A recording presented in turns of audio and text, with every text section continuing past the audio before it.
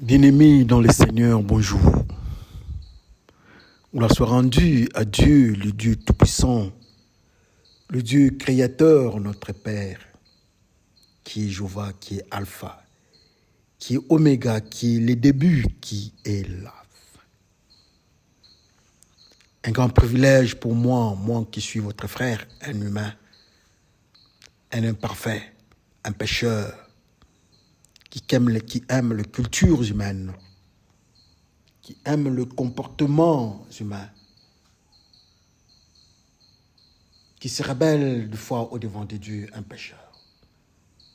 Mais Dieu me fait grâce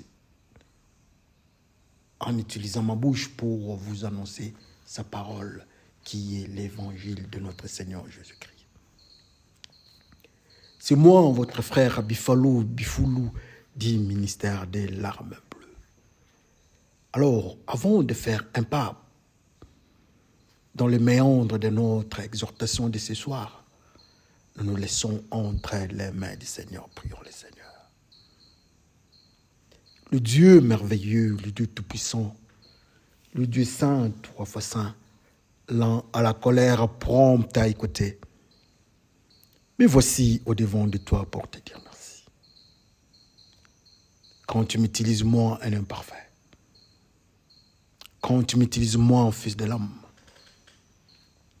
je dis merci Seigneur, c'est par la grâce. Alors, je te laisse mon corps, mon âme et mon esprit en cet instant que tu parles à ton peuple. Que ce que ton peuple va entendre soit sous le contrôle du Saint-Esprit. Merci Seigneur pour ce temps. Prends contrôle de cet environnement. Tout ce qui n'est pas à toi en cet instant soit bloqué, détruit au nom de Jésus-Christ. Père, par le nom de Jésus-Christ, nous laissons cet instant et que le Saint-Esprit prenne contrôle de cet environnement de l'exhortation. Au nom de Jésus-Christ, nous te glorifions et nous disons tous Amen. Bien-aimés dans le Seigneur, je bénis le Seigneur parce que je suis au-devant de vous. Moi qui suis un pécheur, moi qui suis un humain, moi qui suis une difficulté au-devant de Dieu, et me voici au-devant de vous. Aujourd'hui, le 21 février 2023, il est 20h, au moment où je vous parle. Alors, avant d'avancer, nous allons d'abord donner le titre de notre exhortation. Le titre de notre exhortation de ce jour, bien l'intitulé de notre exhortation de ce jour est la pêche. Pardon, qu'est-ce que je dis par la pêche? La chasse vestimentaire. Alors, la chasse vestimentaire, nous avons 3 petits textes. Si les frères peuvent prendre leur Bible. Alors, le premier texte que nous avons, c'est dans le livre de Matthieu. Nous sommes dans Matthieu 27, du 27e verset jusqu'au 30e. Lisons par le nom de notre Seigneur Jésus-Christ.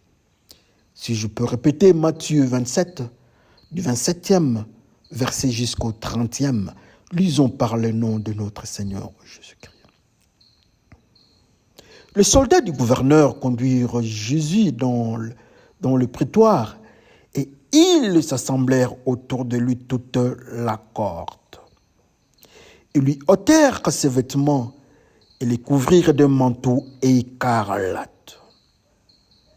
Ils tressèrent une couronne d'épines qu'ils posèrent sur sa tête, et ils lui mirent un roseau dans la main droite. Puis, s'agenouillant devant lui, il les raillait en disant « Salut, roi des Juifs ». Il crachait contre lui, prenait les roseaux et frappait sur sa tête. Et nous disons tous Amen. Le deuxième texte que nous allons lire, nous sommes dans Genèse 37, dans le 37e chapitre. du 31e jusqu'au 32e verset, lisons par le nom de notre Seigneur Jésus-Christ. Ils prirent alors la tunique de Joseph. Ayant tué un bouc, ils plongèrent la tunique dans le sang. Ils envoyèrent à leur père la tunique de plusieurs couleurs, en lui faisant dire, « Voici ce que nous avons trouvé. Reconnaissez la tunique de ton fils ou non. » Et nous disons tous Amen. Le dernier texte que nous sommes toujours dans Genèse, mais cette fois-ci, nous sommes dans Genèse 39, du 11e jusqu'au 15e verset. Lisons par le nom de notre Seigneur Jésus-Christ. Un jour qu'il était entré dans la maison pour faire son ouvrage, et qu'il y avait là aucun des gens de la maison. Elle les saisit par son vêtement en disant « Couche avec moi ». Il lui laissa son vêtement dans la main et s'enfuit au dehors. Lorsqu'elle vit qu'il lui avait laissé son vêtement dans la main, qui s'était enfui dehors, elle appela les gens de sa maison et leur dit, vous voyez, il nous a amené un Hébreu pour se jouer de nous. Cet homme est venu vers moi pour coucher avec moi, mais j'ai crié à haute voix. Et quand il a entendu que j'ai levé la voix et que j'ai crié, il a laissé son vêtement à côté de moi et s'est enfui dehors. Nous disons tous Amen. Bien-aimés dans le Seigneur, c'est une grâce de nous présenter au devant de vous, comme je l'ai dit au début de notre exhortation. Nous avons 3 petits textes. Les 3 petits textes que nous allons développer, nous prenons 30 à 35 minutes. Comme j'avais intitulé le message, l'exhortation de ces jours, la chasse vestimentaire. Nous avons 3 textes. Le premier texte, il nous parle de Jésus-Christ. Le deuxième texte nous parle, et le troisième, le 2 derniers, nous parle de Joseph. Qu'est-ce qui s'était passé? Pour Jésus-Christ, dans l'évangile de Matthieu, on nous parle de Jésus-Christ qui est condamné, qui se retrouve au devant des soldats de Pilate, qui l'ont maîtrisé, qui crachent sur lui. Ils ont enlevé sa tenue. Ils ont enlevé ça. Ils ont craché sur lui. Ils l'ont malmené. Ils ont même ajouté « Salut le roi des Juifs ». Très intéressant. Alors pour l'histoire de Joseph, comme vous êtes les lecteurs de la Bible, vous connaissez de quoi est-ce qu'il s'agit. Il s'agit de l'histoire de Joseph qui avait une tenue, ou bien une tunique de couleur, ce qui faisait la différence entre lui et ses frères. Plus il avait des rêves, plus il parlait à son père, plus ses frères l'haïssaient, plus son père l'aimait encore. Et c'était devenu un conflit dans leur famille. Un jour, ses frères étaient partis c'était une famille bergère, ils étaient partis pour nourrir leurs troupeaux. Alors, le papa lui dira, donc Louis-Joseph, de suivre, voir comment ça évolue avec ses frères. Il part là-bas, ses frères se saisirent de lui. Il cherchait à trouver quelle était la solution. Le tuer. Mais qu'est-ce qu'il fallait faire? Mais la première des solutions, c'était de prendre sa tenue, sa tunique, à plusieurs couleurs, comme la Bible détermine avec précision. Ils ont tué un bouc. Ils ont pris le sang du bouc et ils ont mélangé, ils ont mis ça sur sa tunique multicolore. Ils ont pris la tunique multicolore, mélangée avec le sang du bouc. Ils ont envoyé à leur père pour dire que ton fils était broyé ou bien était dévoré par une bête sauvage. Alléluia. Et quand le père a vu la tenue, il a reconnu la tunique de son fils Joseph, il est tombé et il a commencé à pleurer. Et le dernier texte que nous avons, c'est Joseph, après avoir connu toutes les aventures, la méchanceté de ses frères, on l'a vendu et se retrouve dans la maison de Potiphar. Arrivé là-bas, la femme de Potiphar voulait toujours rester avec lui. Mais l'homme, Joseph, qui craignait Dieu, a refusé l'offre de la femme de Potiphar. Un jour, malheureusement, ils se sont retrouvés à deux dans la maison. Et la femme est venue avec ses propositions maléfiques. Elle tient Joseph de force pour qu'il couche avec elle. Et Joseph se débarrasse, il fuit et il laisse ses habits entre les mains de la femme. La femme, voyant tout cela, elle appelle, elle crie pour signifier aux Égyptiens qui étaient à la maison que Joseph voulait abuser d'elle. Et vous connaissez la suite, il s'est retrouvé dans la prison. Alléluia. Comme je vous dis toujours, nous allons partir au niveau du monde spirituel. Nous allons décoder la parole de Dieu. Qu'est-ce que Dieu nous enseigne dans cette exhortation que nous avons intitulée la chasse vestimentaire? Mais pourquoi nous avons parlé de la chasse vestimentaire? Que Dieu nous fasse grâce quand nous allons entrer dans le couloir de la prophétie. Nous allons comprendre de quoi est-ce qu'il s'agit. Parlons d'abord de ce qui est vestimentaire. Vestimentaire, c'est un adjectif qui vient du mot ou bien du nom vêtement. Donc tout ce qui a un caractère de vêtement a comme adjectif vestimentaire. Donc pour dire encore que la chasse aux habits, pour bien comprendre la signification de ces phénomènes. Que le Seigneur nous aide à comprendre les codes cachés de ces phénomènes. Le Seigneur Jésus-Christ est condamné. On sépare le Seigneur, on le sépare de ses disciples. Il y a des bandades. Un de leurs se retrouve dans un environnement de la pendaison et son nom c'est Judas Iscariote. D'autres encore, un de leurs a fui. En fuyant, on a saisi ses habits et il a fui nu. C'est ce que la Bible nous dit. C'est la débandade. L'armée romaine, le soldat romain,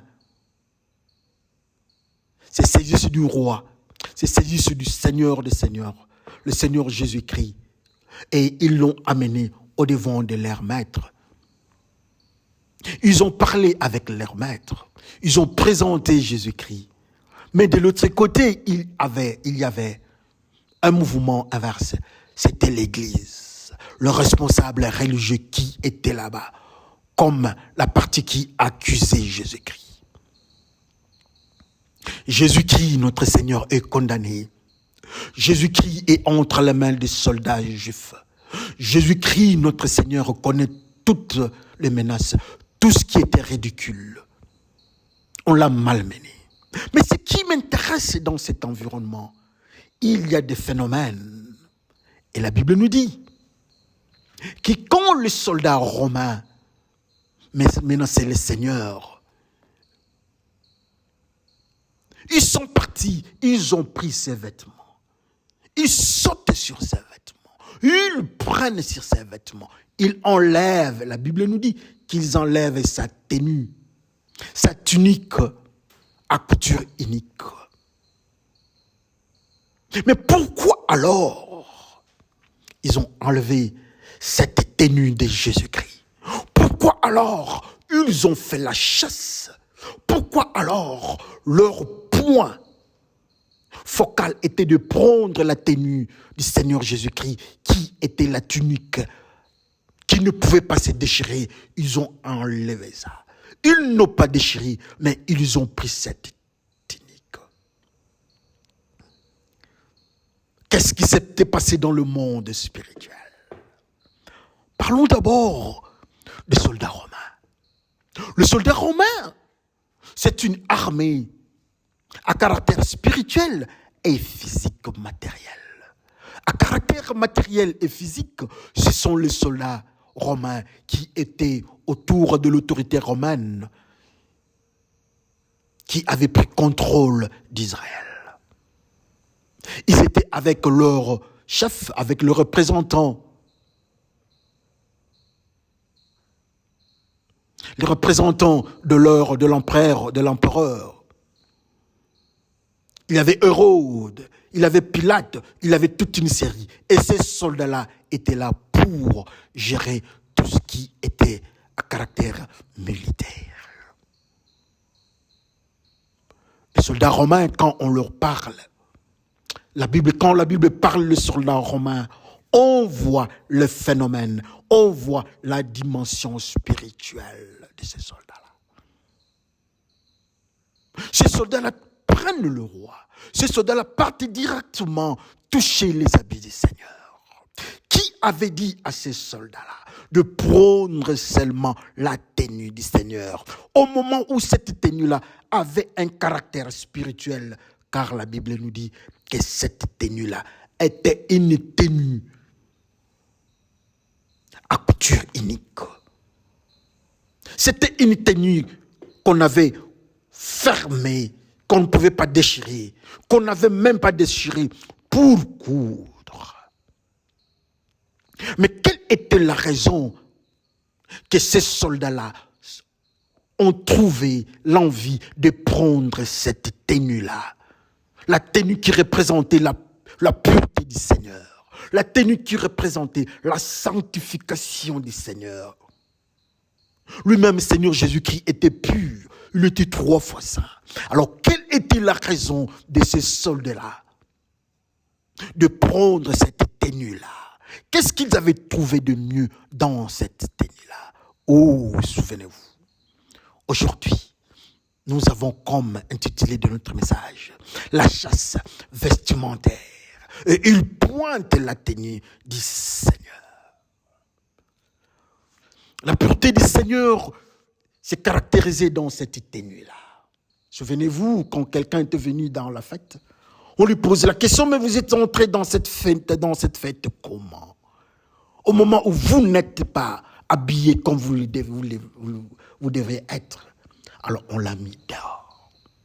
Et nous-mêmes aussi, la Bible nous dit que nous serons lavés par le sang de l'agneau. Le sang de Jésus-Christ va nous donner une robe de pureté. Et lui-même, Jésus-Christ était pur. Mais qu'est-ce qui se passe avec les soldats? Les soldats de l'autorité romaine.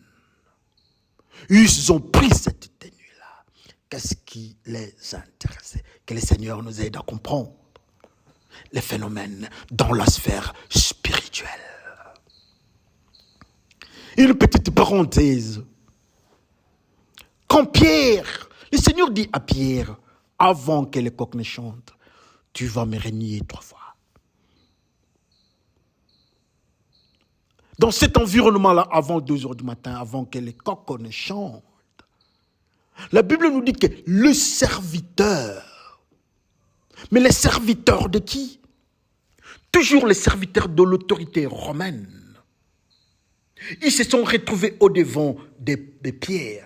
Et la femme, la servante de l'autorité romaine, pose la question. Est-ce que tu n'étais pas avec cet homme-là? Pierre regarde l'homme en question. Jésus qui était là, il dit, je ne connais pas cet homme. Pourquoi est-ce que Pierre avait dit à 3 reprises face à ces gens-là, les serviteurs de l'autorité romaine? Laissez-moi vous dire quelque chose.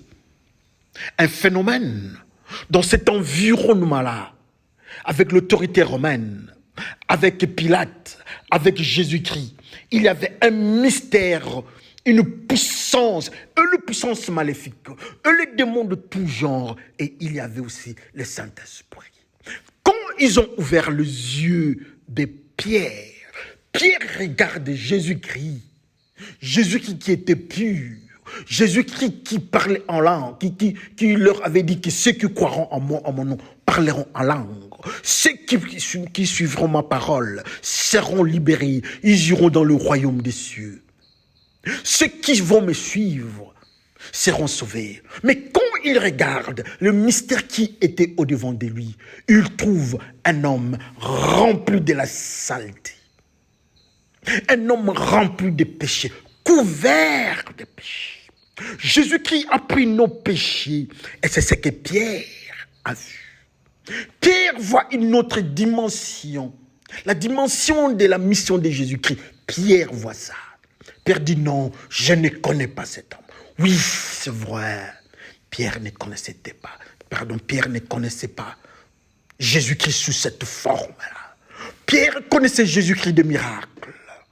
Pierre voyait Jésus-Christ avec la multiplication des pains. Mais le mystère de prendre nos péchés, Pierre ne pouvait pas comprendre. Et il n'avait jamais vu Jésus-Christ dans cet état-là. Le Saint-Esprit a ouvert ses yeux. Il a dit, je ne connaissais pas cet homme-là. Mais quand le coq a chanté, Pierre revoit Jésus-Christ qui était le Seigneur des Seigneurs. Il voit Jésus-Christ dans la gloire de Dieu. Il voit le maître, son maître. Et Pierre ne pouvait que pleurer. Il a trahi, il a refusé, il a régné le Seigneur. Il a vu la dimension spirituelle de Jésus-Christ. Parce que cette zone-là était une zone à caractère spirituel. Et les soldats romains ont pris la tenue du Seigneur. Ils crachent sur la tenue. Ils crachent sur le Seigneur. La Bible nous dit, quand on crache sur quelqu'un, c'est un symbole de malédiction. On maudit la personne. Oui, ça se justifie. Ce sont des soldats romains qui crachent sur Jésus-Christ. Oui, c'est la malédiction qui devait être sur nous. Jésus-Christ prend nos malédictions. Il prend nos impuretés. Il prend tout ce qui était en nous. Sur cette tenue-là, ils ont pris ça. On pose la question à Jésus-Christ. Es-tu le roi des Juifs? Es-tu le roi?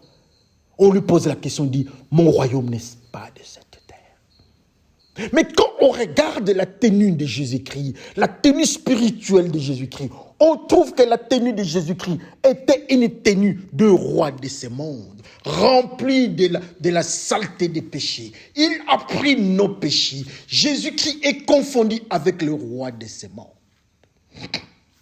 Je m'excuse, alléluia. Jésus-Christ a pris la dimension de nos péchés comme le roi de ce monde. Alors le soldat romain ne pouvait plus rester dans cet état-là. Il dit, mais qu'est-ce qui se passe? Quand nous voyons cette tenue, nous comprenons que ça c'est la tenue de ceux qui sont de ce monde. Ils ont enlevé cette tenue. Ils ont pris cette tenue-là. Je dis, mais qu'est-ce qu'il raconte cet homme? Cette tenue que lui, il a, n'est-ce pas, c'est pour les gens de ce monde. Sur cette tenue de Jésus-Christ que les soldats avaient prise, qu'est-ce qu'il y avait? Il y avait l'adultère, il y avait la fornication, il y avait les impuretés de toute formule, il y avait la magie, il y avait des tueries, il y avait la trahison, les empoisonnements, tout ce qui était la formule des péchés, tout ce qui était péché, les avortements, le racisme, exploitation sexuelle, tout ce qui est péché était sur Jésus-Christ. Alors le soldat romain prédit, mais qu'est-ce qu'il dit cet homme? Il dit qu'il n'est pas de ce monde. Au moment où la tenue il a, c'est la tenue de ce roi du monde, la tenue des démons, la tenue des pécheurs. Comme conséquence, on maudit Jésus-Christ, on crache sur lui. Jésus-Christ a pris nos péchés. Jésus-Christ a pris tout ce qui pouvait nous condamner. Il n'était pas de ce monde. C'était là la colère de ces soldats romains dans le monde spirituel. On dit, qu'est-ce qui se passe? Cet homme se moque de nous. Au moment où c'est un pécheur à outrance, regardez sa tenue remplie de péchés. Regardez sa tenue remplie des impuretés. Et Jésus-Christ, le roi du roi, le Seigneur des seigneurs, qui a pris nos péchés, n'avait répondu à aucune question de soldats romains. Alléluia. Souvenez-vous, aujourd'hui, notre intitulé est la chasse vestimentaire. Il pointe la tenue de Jésus-Christ. Nous allons passer de l'autre côté avec notre ami Joseph. Qui est Joseph? C'est l'enfant de Jacob, le bien-aimé de Jacob. Qui est Joseph? Joseph, c'est cet enfant-là de Jacob qui a la tenue multicolore. Qui est Joseph? Joseph, c'est le grand frère de Benjamin. Dans cet environnement spirituel, Joseph se retrouve dans la maison de Jacob ou Israël. Qu'est-ce qui se passe? La maman de Joseph n'est plus en vie. Jacob est attaché, ou bien Israël est attaché à ses enfants-là, Benjamin et Joseph. La caractéristique de la tenue, de la tunique de Joseph, était que cette tenue-là était multicolore. Ça faisait la différence avec ce qui était à ses frères. Dieu lui parle d'une manière ou d'une autre. Alors quand nous montons dans le mystère de la prophétie, dans le monde spirituel, la tenue de Joseph, la tenue de Joseph était le signe de la sanctification, de la pureté. Il était différent de ses frères. Et Dieu lui parlait que lui, il parlait à lui. Dieu ne peut pas parler à n'importe qui. Quand Dieu tire quelqu'un à ses côtés, il l'éduque, il le purifie et il le marque comme Joseph était marqué par sa tenue. Alléluia. Alors, qu'est-ce qui s'est passé ses frères en face de ses frères? Ses frères, quand ils ont vu, le frère de Jacob, de Joseph, quand ils ont vu leur frère venir, donc Joseph, ils ont pris la décision de l'éliminer. Mais ce qui m'intéresse, ils ont pris le sang du bouc, ils ont tué les boucs. Pourquoi les boucs avec précision? Pourquoi la Bible ne dit pas qu'ils ont tué l'animal? Pourquoi la Bible donne la précision disant que non, c'était le sang du bouc? Acceptons ça comme tel, alors que le Seigneur nous enseigne qu'est-ce qui se passe avec le bouc. La Bible nous dit, s'il faut parler d'abord, ouvrir une parenthèse avec le bouc, que du côté gauche, du côté du bouc, du côté du bélier, ce sont ceux-là qui vont se retrouver dans le feu. Ceux-là que le Seigneur va repousser. Ceux-là qui sont dans le désordre, dans le péché. Ceux-là qui ne sont pas dans le principe de la crainte de Dieu et l'obéissance au principe, à la volonté du Tout-Puissant. Mais du côté droit, ce sont ceux-là qui vont régner avec le Seigneur d'éternité en éternité. Alléluia. Mais voilà, on tua un bouc. Ils ont tué les boucs. Ils ont pris le sang du bouc. Ils ont mélangé avec la tenue, avec la marque spirituelle de Joseph. Le code spirituel de Joseph qui était fleuri. Le code spirituel de Joseph qui était la pureté. Ils ont amené le sang du bouc. Ils ont mis ça. Et la tenue de Joseph était devenu sali ou impur. Pour dire encore que dans le code spirituel de Joseph, il y avait un mélange hybride. Il y avait le côté droit de la pureté et il y avait le côté gauche de l'impureté. Il y avait le côté gauche du bouc et il y avait le côté droit de l'agneau immolé. Tout était ensemble. Quand on met l'impur et le pur, la solution est impure. Comme conséquence, le mystère de la beauté de Joseph dans le monde spirituel est essuyé. Alléluia. Comme nous avons dit, nous allons au niveau spirituel. Qu'est-ce qui a poussé le frère de Joseph de prendre la tenue de Joseph et mettre ça en contact avec le sang du bouc? Que le Seigneur nous enseigne encore. Comme nous avons dit, la chasse vestimentaire. Et voilà encore, comme le frère, comme l'armée romaine, comme les soldats romains, qui ont fait leur chasse sur la tenue de Jésus-Christ. Cette fois-ci, ce sont les frères de Joseph qui font la chasse sur la tenue, assurément, de leur frère Joseph. Mais pour eux, ils font un mélange avec le sang du bouc. Et ils prennent ces tenues-là pour montrer à Jacob ou Israël. Est-ce que tu reconnais cet homme? Tu reconnais, je m'excuse, cette tenue? Si oui, ou sinon. Quand il a vu ça, il a vu la tenue, il a vu la marque spirituelle de son fils. Il a vu le code spirituel de son fils en mélange ou bien en hybridation. Comment est-ce que le bouc peut être à côté, mélangé à mon fils qui était pur, qui avait une tunique de pureté? Il a commencé à pleurer. Il a compris que son fils Jacob, que son fils, Jacob a compris que son fils Joseph était marqué spirituellement par le code du bouc, le code de la désobéissance ou bien du péché. Il a commencé à pleurer. Jacob a compris ce qui s'était passé.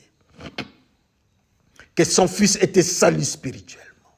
Il a pleuré son fils. De l'autre côté, ses frères l'ont pris, on l'amène chez la femme de Potiphar, dans l'environnement pharaonique. Arrivé dans l'environnement pharaonique, nous allons ouvrir une parenthèse. Sarai, la femme de Abraham, arrive en Égypte, dans l'environnement pharaonique. On voit la beauté de cette femme. On parle à Pharaon. Et Pharaon, qu'il n'a pas la femme d'autrui, mais avec l'intervention divine, il a lâché prise. Voilà, encore cette fois-ci, toujours l'environnement pharaonique constate, voit la beauté de Joseph.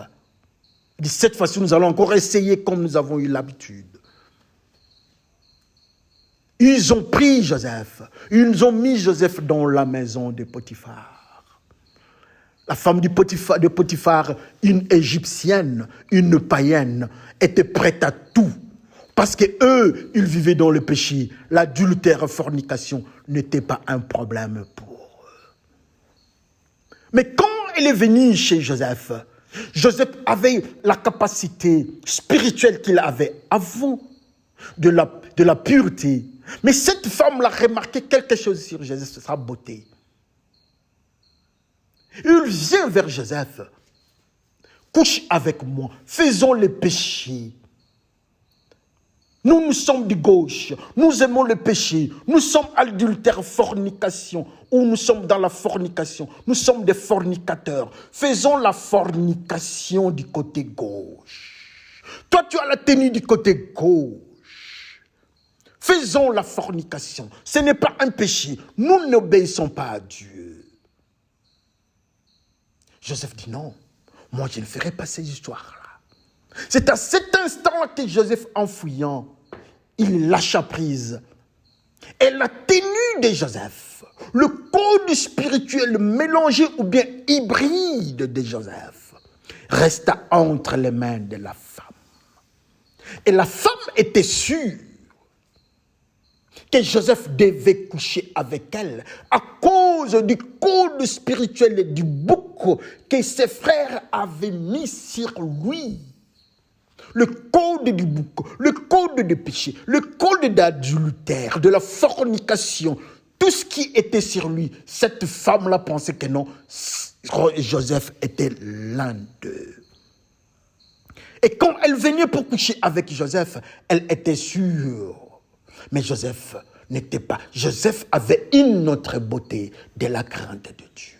Et la femme est restée avec la tenue impure. Elle est restée avec la tenue mélangée. Elle est restée avec le code du bouc de la tenue de Joseph. Il montre aux Égyptiens. Voilà, cet homme est venu ici. L'hébreu ici est venu. Regardez, il a laissé sa tenue ici. Il voulait coucher avec moi. Mais quand moi j'ai crié, il est parti. Comme il y avait le mensonge, et tout le monde devait accepter. Mais dans le monde spirituel, ce qui l'a tué, c'était le code du bouc que les frères de Joseph avaient mis sur Joseph. Alléluia. Sur la tenue de Joseph. Et la femme est restée avec cette tenue-là. De la même façon, les soldats romains sont restés avec la tenue impure de Jésus-Christ, la tenue mélangée de Jésus-Christ, la tenue hybride de Jésus-Christ. Sur la tenue de Jésus-Christ, il y avait le péché des humains. Il y avait tout ce qui était du côté gauche du bouc sur Jésus-Christ, le péché des humains. Et les soldats romains ont dit que ça, celui-ci est un de nos rois du monde. Il a dit non, moi je ne suis pas de ce monde. Moi je ne suis pas de ces cultures. Comme conséquence, ils se sont fâchés. Ils ont pris cette tenue-là. De la même façon, du côté de Joseph, la femme de Potiphar voit la tenue de Joseph. La tenue mélangée avec le bouc, le sang du bouc. Elle dit, voilà quelqu'un avec qui nous pouvons faire l'adultère. Car il a la marque du bouc, du sang du bouc. La marque du pécheur. Mais quand elle est venue, je m'excuse. Elle s'est rendue compte que cet homme-là s'est débarrassé de cette tenue-là. Comme conséquence, Joseph est resté pur. La tenue, la marque du bouc, la tenue d'impureté est restée dans la zone, dans la maison de Potiphar, dans l'environnement pharaonique. Dans la même circonstance, quand les soldats romains ont pris la tenue de Jésus-Christ, ils ont récupéré ça. Et Jésus-Christ est resté avec un mystère qui s'appelle le mystère de la pureté. Il est resté pur. Souvenez-vous, aujourd'hui, nous parlons de la chasse vestimentaire. Le monde spirituel à la chasse du code spirituel, du code de vestimentaire. Pouvons-nous regarder nos codes vestimentaires spirituels? Si notre Seigneur Jésus-Christ avait pris nos péchés, on l'a identifié sur cette tenue-là. Ils sont venus auprès de lui pour demander à ce qu'il fasse les péchés, pour dire qu'il était le roi de ce monde. Jésus-Christ a dit, je n'étais pas de ce monde. Quand ils sont partis chez Joseph, Joseph a dit, je n'étais pas de ce monde, je ne fais pas l'adultère. Ils ont pris la tenue de Joseph. Alors quand eux, ils viennent au-devant de nous, ils nous trouvent avec la même tenue. Est-ce qu'ils nous donnent l'identité de ce monde ou bien l'identité de Dieu? Quand eux, le monde satanico-démoniaque, quand eux, ils viennent, quand le soldat de l'autorité romaine vient chez nous, quand le représentant de Pharaon vient dans le monde spirituel, il nous trouve avec quelle tenue? Pour Joseph, c'était une tenue de bouc, une tenue en hybridation. Mais Joseph s'est débarrassé de cette tenue-là. Alors nous autres, au-devant de l'autorité pharaonique, au-devant de l'autorité romaine, nous avons quel type de tenue? Que chacun regarde sa vie. La chasse vestimentaire. Ah oui. Quand nous venons au-devant des anges de Dieu, Nous avons quel type de tenue? Quand nous venons au-devant de la gloire de Dieu, au-devant du trône de Dieu, avec nos prières, nous venons avec quelle tenue? Quand nous circulons face au commandant des soldats satanico-démoniaques du monde spirituel, quand eux, ils nous regardent, ils nous trouvent avec quelle tenue? La tenue des Joseph, la tenue des boucs. Ils ont récupéré cette tenue-là, ça leur appartient. Mais Joseph est parti. Mais alors nous autres, quand ils viennent, ils nous tiennent. Est-ce que nous laissons la tenue de péché? Est-ce que nous laissons l'adultère entre les mains des démons? Est-ce que nous laissons la fornication, les avortements, racisme, magie, les empoisonnements, les tueries, nous laissons ça entre les mains des démons ou bien c'est collé à nous? Oh, les démons sont en train de faire la différence entre ceux qui aiment Dieu, entre ceux qui craignent Dieu et ceux qui ne craignent pas Dieu. Ceux qui craignent Dieu, quand ils partent vers eux, ils enlèvent, ils se débarrassent de la tenue des impuretés. Jésus-Christ laisse tomber la tenue. Ils ont pris la tenue de Jésus-Christ. Cette tenue-là remplie du sang de péché. Ils sont partis, c'est Joseph. Ils prennent la tenue de Joseph, remplie du sang des boucs. Mais quand ils viennent auprès de nous, qu'est-ce qu'ils trouvent? Ils trouvent des capotes qui ne peuvent pas nous quitter. Ils trouvent l'avortement qui ne peut pas nous quitter. Ils trouvent la drogue qui ne peut pas nous quitter. Ils trouvent l'alcool qui ne peut pas nous quitter. Ils trouvent le mensonge qui ne peut pas nous quitter. Ils trouvent la trahison qui ne peut pas nous quitter. Comme conséquence, nous sommes enchaînés. Nous sommes sous leur contrôle. Mais Joseph était parti. La femme de Potiphar ne pouvait pas contrôler la vie de Joseph. Alors nous autres, que chacun regarde sa vie. La chasse vestimentaire.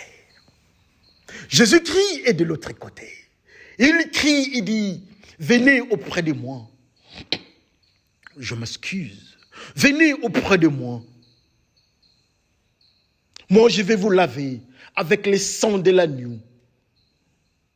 Le sang de l'agneau va vous purifier. Votre tenue sera une tenue pure. Il va laver. Le sang là va laver. Le sang de la croix va laver. Le sang de la croix lave. Il n'y a qu'un seul chemin. Il n'y a qu'une seule possibilité. Il n'y a qu'une seule porte. C'est le sang de l'agneau qui lave. Mais quand nous partons au-devant des démons, nous restons au-devant d'eux. Et nous sommes esclaves. Nous sommes prisonniers.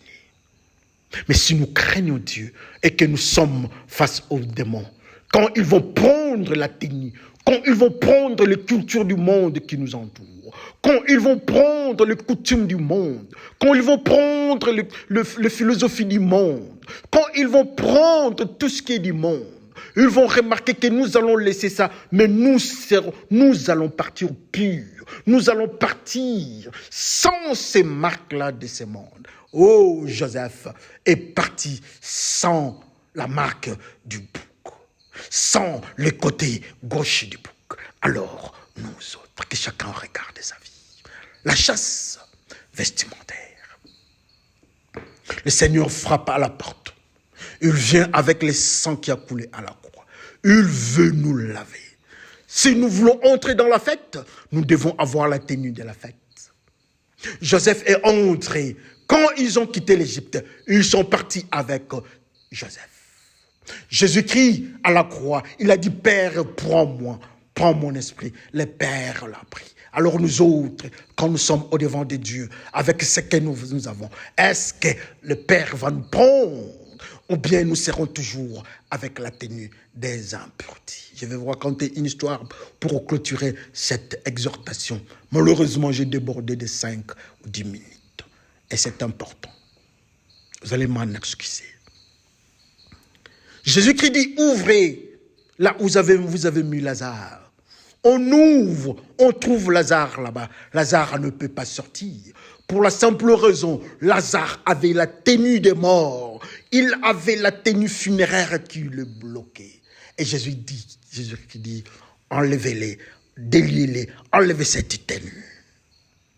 Cette tenue-là de la mort, c'est la tenue que la femme de Potiphar avait gardée, qui venait de Joseph. Cette tenue-là avait bloqué Lazare. Lazare ne pouvait pas quitter le monde de mort. C'est cette tenue-là de la mort que le Seigneur Jésus-Christ a pris pour nous. Il a pris nos péchés et s'est tombé entre les mains des soldats romains. Si nous sommes Lazare, le Seigneur est capable de nous délivrer. Qui sommes-nous au-devant du Seigneur avec nos tenues? De l'autre côté, j'ouvre encore une parenthèse avec Yeshua.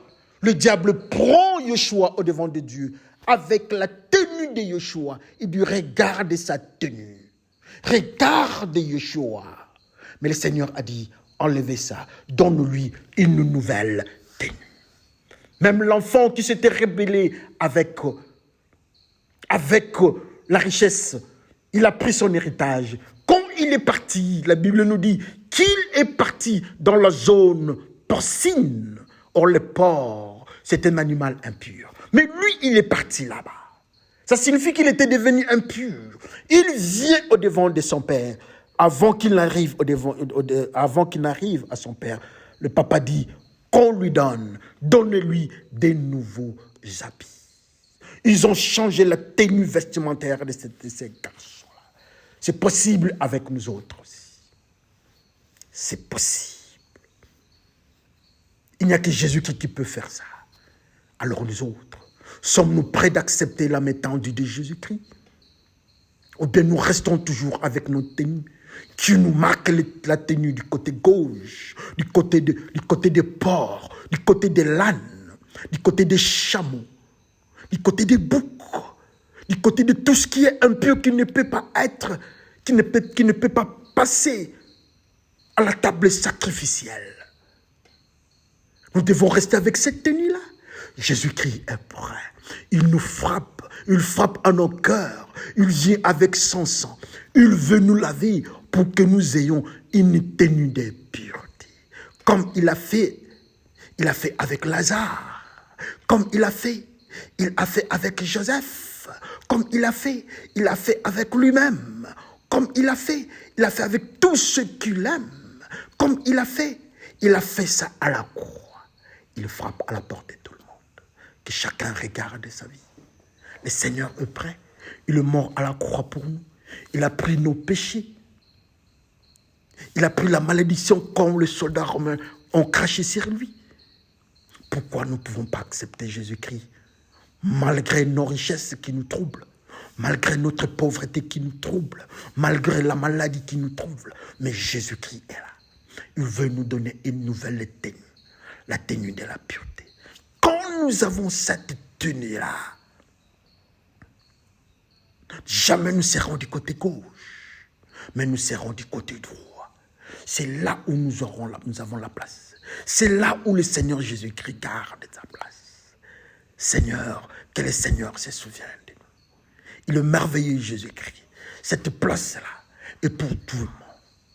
Cette place-là, c'est pour une éternité dans la pureté. C'est pour une éternité dans la gloire de Dieu, dans le royaume de Dieu, dans le paradis de Dieu. Mais à condition, la tenue du porc, la tenue du bouc doit tomber. Que le Seigneur bénisse son peuple. Malheureusement, j'ai dépassé un peu le temps, mais laissons-nous entre les mains du Seigneur. Prions le Seigneur. Le Seigneur de gloire, le Seigneur de bonté, nous avons péché. Oui, nous sommes pécheurs. Si Joseph avait autour de lui, avec la marque spirituelle du côté gauche du bouc, nous aussi nous avons ça. Mais dans la pratique, il s'est débarrassé du côté de cette tenue-là. Il a laissé tomber cette tenue-là. Oh Seigneur Jésus-Christ, donne-nous la capacité de nous débarrasser de cette tenue. Ils sont en train de faire la chasse de cette tenue-là pour nous saisir et aller avec nous du côté gauche. Ils veulent nous condamner. Aide-nous, Seigneur, dans notre vie pratique, que nous soyons à mesure de nous comporter comme Joseph. Seigneur, souviens-toi de ton peuple qui entend cette prédication, exhortation. Souviens-toi de moi, Seigneur. J'ai besoin de ta force face à tout ce qui est au-devant de moi. Pour mes enfants, pour ma femme, pour ma famille, pour mes frères, pour l'Église, j'écris, Seigneur. Même ceux qui vont entendre cette parole, même ceux qui vont entendre cette exhortation, après 5 ans, après 10 ans, après 20 ans, après un siècle, si le Seigneur ne vient pas nous prendre et que les gens entendent le Seigneur, que tu leur donnes la capacité de se débarrasser de la tenue, de la marque, du code, du côté gauche, du côté du bouc. Merci Seigneur pour ces temps merveilleux. Au nom de Jésus-Christ, Père, nous te glorifions et nous disons Amen. Que le Seigneur vous bénisse. On se parle prochainement. Bye.